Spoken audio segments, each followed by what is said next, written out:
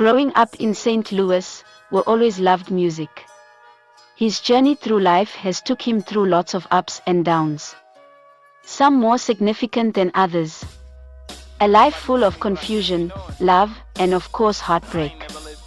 I wanted to catch up with him and see how it all came together. So tell me about how you came to create Heartbreaker. It was basically just the idea that God had gave me years ago. Like, growing up, people used to say I would be a heartbreaker. And, I never really knew what that meant, but it's just something that stuck with me. So what does Heartbreaker mean? I guess my definition is like someone who people think like they won't hurt them, but they end up, hurting them, not on purpose. And I feel like that's what I was in relationships or just as a friend, whatever, to people. But, that's not the whole concept of my album. Really? Can you explain that? So, things happen in everyone's life, and sometimes you're not the heartbreaker, but the receiver of the heartbreak. So this album is from my perspective and other people's perspective pertaining to heartbreak, whether it's them breaking someone's heart or their heart being broken, whatever, if that makes sense. Very clever. I wanted to see what each song meant and where he got his ideas from, so early in the morning we set off.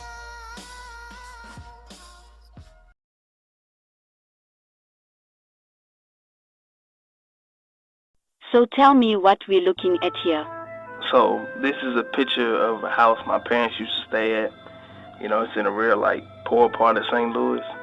And the funny thing is, we weren't even poor. We just had to move around a lot. Did that affect you at all? Yeah. I never really had a home to where I could, settle down and put posters up on the wall or, how people be doing and say, hey, this is my room or anything like that. Why did you choose this location for fundamentals?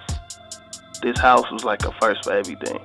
I met my first girlfriend, not at this house, but while I was staying there, whatever.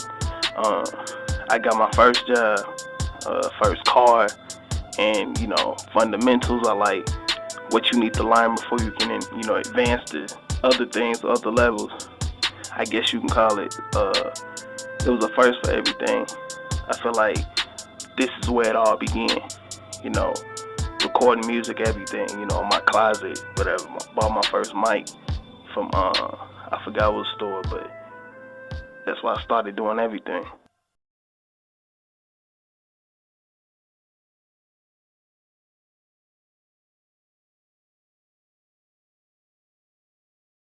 Did you go to school here? Nah, my first girlfriend, whatever, she went to school here. She stayed in these apartments, and after work, we would come over here, because it was just her. She had her own apartment, whatever, and just chill. You said first. First, everything.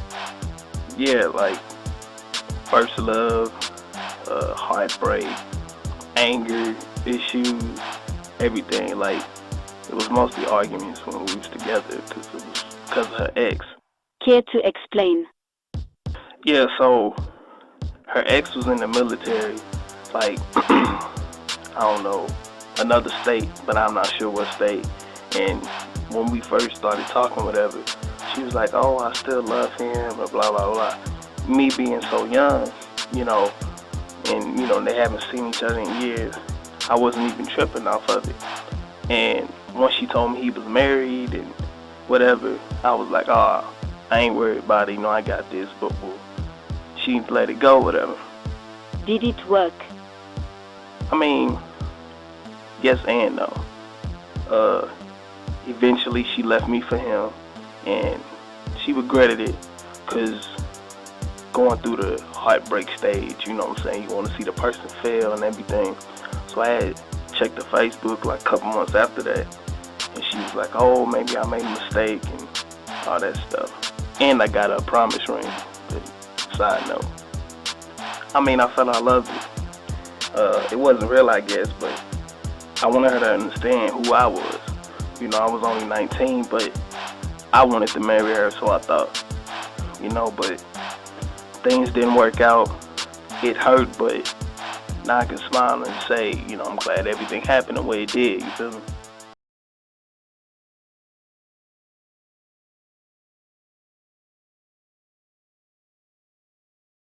This my store right here. like kid in the candy store. Why are we here? So Guitar Center is where I got my first everything. Like keyboard, speakers, microphone, everything, you know what I'm saying? I have memories of all that stuff. You speak as if that stuff is gone. Yeah, I guess. I had an incident and stuff got broken and everything. I don't really feel like talking about it, but everything, is cool, whatever.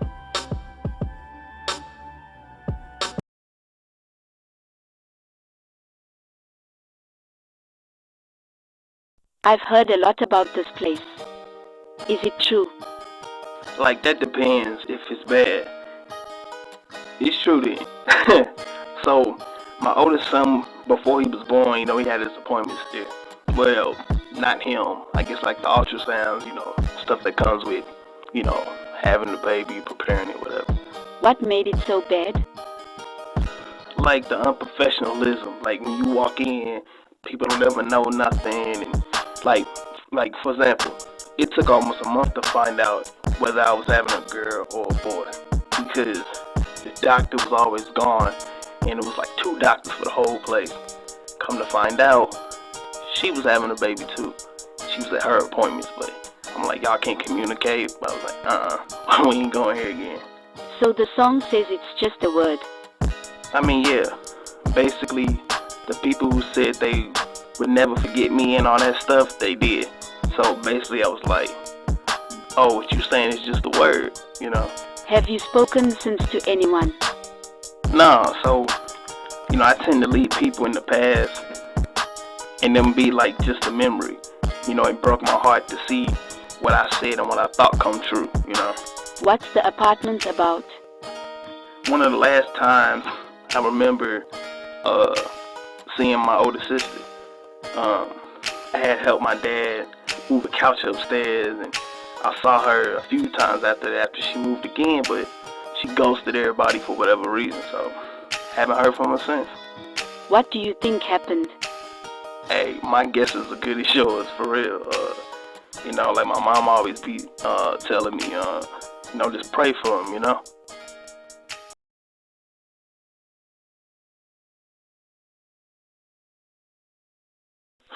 So, this is a little hard to talk about. So, you remember that promise ring to keep it PG for the kids? I found out about Plan B pills that day.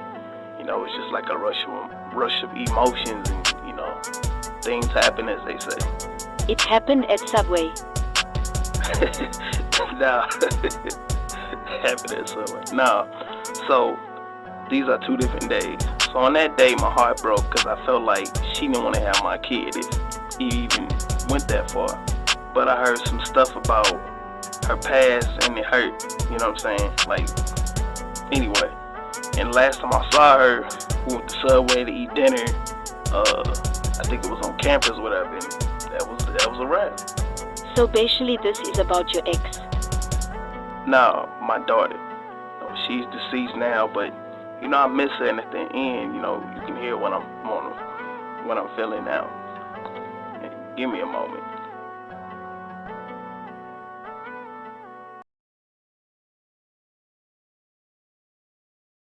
Did this used to be a mall?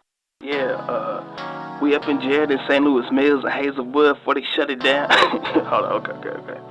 Yeah, this mall was not too well received because it was too far from like the main roads. And cool? if you ain't got no car, you catching the bus, and And this used to be Jared Jewelers. Yeah, so fast forward, I was dating this girl, after the first one with the apartment and everything, and whole different relationship. She was 2-3 years older than me, and I loved her, like, really loved her, like, I knew this was real, you know what I'm saying? Wasn't about no sex, wasn't about none of that. This was real, real. So we went looking for engagement rings for whatever reason. Did you buy one? Now, I was supposed to buy one the next week, and she broke up with me before I got a chance to even buy anything or whatever. So that's why I sang the song. Guess I'ma leave, I'ma shake, I'ma go. What happened? You know, I don't have a real answer, honestly.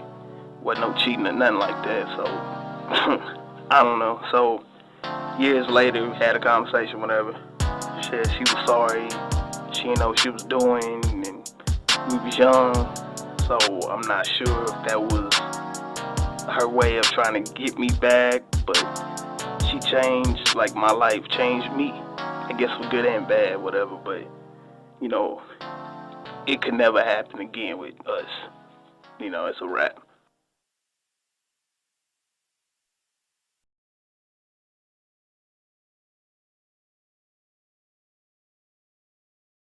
Did you go here? One of the homes that I grew up in this area, you know, it's like a lot of memories. So my dad had nicknames for everybody. Anyway, the school down the street was bad, whatever. I guess something happened with it, my older sibling, something. So we didn't go to that school anymore. So it's a school down the street. So, you know, my parents would drive us there, pick us up, drop us off every morning. Nicknames? Yeah, you always want to know about the backstory. So, it was like, dude next door, nosy lady across the street, barbecue man, you know, stuff like that. Do you talk about this in the song? Yeah, so there was this girl who had an older sister who dressed her like that was hot in the 90s. All the youngers out there, that was hot in the 90s, you know. Matching jumpsuits, whatever, matching shoes, hair, berets, everything. So anyway, like we was at recess and I had accidentally hit this girl with the ball. Cause you know, it bounced, you know. I'm in kindergarten, I'm 5 years old, I still remember this, unfortunately. Like she ran after me and slapped me in my face. So I had like a little mark on the side of my face. So we lining up to go back in from recess. Teacher asked, hey, who did it? So I'm pointing at the girl cause she looked the same. She was like, nah, I ain't do it, you know. Did she get in trouble? Nah, I guess, you know, it wasn't no big deal. Like, you know, you do something like that now, you know. But it wasn't no big deal back then. Now what about your house? Hold on, so going back to the school, this playground, like I spit in this girl hair. Her name was Alexis, and I still remember that. What's crazy about it is, I spit in her hair. She didn't even know. I had to say, hey, I spit in your hair. Stupidest thing ever. And I'm 6 years old this time. Stupid. So anyway, we couldn't go outside because there was like rival gangs on my street. Like literally on my side is one gang. Around the cul-de-sac up the street is a rival gang. So we can't go outside and, you know, play whatever. So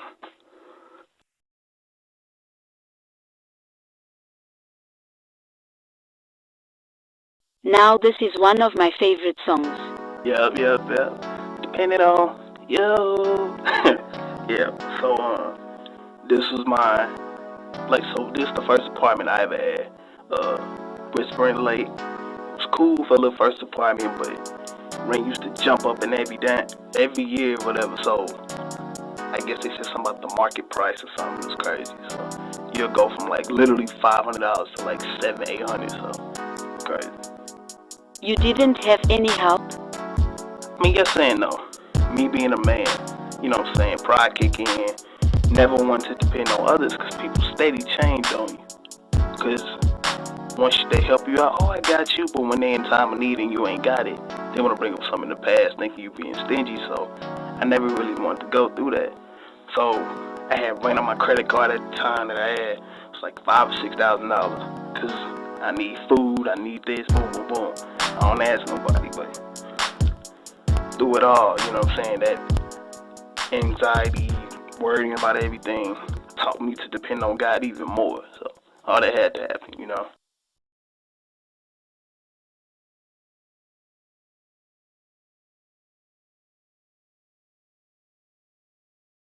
So part two from the song that I dropped on my first mixtape years ago. It's a lot going on here, so I'm going to let you explain it if that's okay. Yeah, so first I wanted to play in the NFL. I hurt my ankle my junior year because I ran track too, but I was a jumper, triple jumper, long jumper. Coach ain't knowing what he was doing, got us jumping on our ankles for 20, 30 minutes, anyway. So years later, now I see that wasn't God's will. But anyway, so I went through life with no friends and trying always to explain myself to others because I wasn't like most people. So the girlfriend that I said, I had bought the engagement, going to buy the engagement ring for, whatever. She wanted a long time, so she was like, hey, can we get a hotel? I'll give you a massage, whoop de whoop. Me being young again, I ain't peeping what that mean.